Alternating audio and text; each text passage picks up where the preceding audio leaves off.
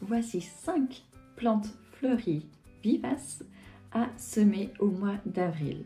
Donc je vous ai fait une petite vidéo récemment avec 5 fleurs annuelles à semer en avril. Et bien voilà aussi des plantes vivaces fleuries. Ce qui est bien avec les fleurs annuelles, c'est que on les ressème tous les ans, là où on veut, en petite quantité. Enfin, c'est vraiment quelque chose de très ponctuel. Et ce que j'aime avec les plantes vivaces fleuries, c'est qu'on les sème une fois, on les installe et après ça nous fait moins de travail pour les années suivantes. Voilà, ça résiste au froid, ça revient d'année en année sans qu'on ait besoin d'intervenir, sauf peut-être pour tailler un petit peu. Alors les 5 que j'ai sélectionnés cette année, donc il y a le Rudbeckia qui a plusieurs teintes. C'est une plante que j'ai découverte très récemment et que je meurs d'envie d'avoir dans mon jardin. Je trouve ça magnifique. Et dans la même famille, il y a des Echinacées. Au début, je pensais que c'était la même plante avec un nom différent. Mais en fait, ce sont deux espèces de la même famille, la famille des Astéracées, mais ce sont des plantes différentes.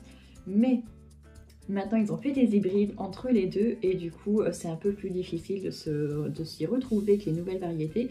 Mais sinon, à la base, ce sont vraiment deux variétés différentes. Donc, l'Echinacée est la deuxième plante que je voudrais mettre au jardin.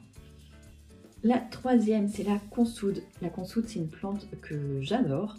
C'est une plante qui grandit très vite, qui fait des très grandes feuilles, qui permet d'être utilisée soit en purin, soit directement sur les planches de culture au potager comme engrais, tout simplement. C'est vraiment une plante en plus qui est très mellifère, qui attire énormément les abeilles avec ses petites fleurs en clochette. C'est une plante que j'adore. Et s'il ne fait pas trop froid chez vous, en général elle perd son feuillage quand il fait froid en hiver, mais elle repart très facilement. Et si elle ne repart pas du pied, en général elle a eu le temps de se ressemer et donc vous en retrouvez plein autour de votre pied. Il y a aussi la guimauve officinale, pareil, une plante que j'adore, qui fait partie de la même famille que les roses trémières, que les mauves, que les altéas, donc c'est la même famille. La guimauve officinale, normalement, est vivace, sauf peut-être dans des régions très froides. J'aime beaucoup cette plante parce qu'elle a des feuilles toutes douces, les fleurs sont toutes douces. Toutes les parties de la plante sont comestibles, les fleurs, les feuilles, même la racine.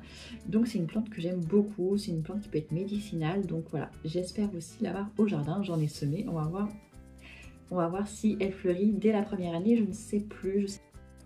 Et enfin, la cinquième plante vivace fleurie que je vous présente aujourd'hui, c'est la grande marguerite, qui est aussi appelée la reine de mai.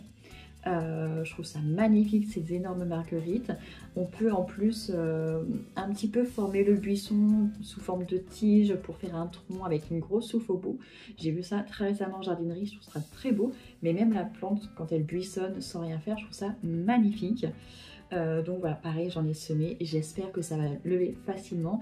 Et elle, par contre, j'ai plus de crainte. Je ne suis pas sûre qu'elle puisse fleurir dès la première année. Mais je garde espoir quand même. Donc voilà 5 vivaces fleuries que vous pouvez semer dès maintenant au mois d'avril. Pareil, je l'ai fait en godet, j'en ai mis plusieurs graines par godet. Je les ai mis en extérieur, mais je me suis fabriqué une mini serre dans une grande boîte de rangement en plastique qu'on n'utilisait plus. Je remets juste le couvercle la nuit au cas où il ferait froid, mais sinon la journée je l'enlève et pour l'instant ça a l'air de bien fonctionner.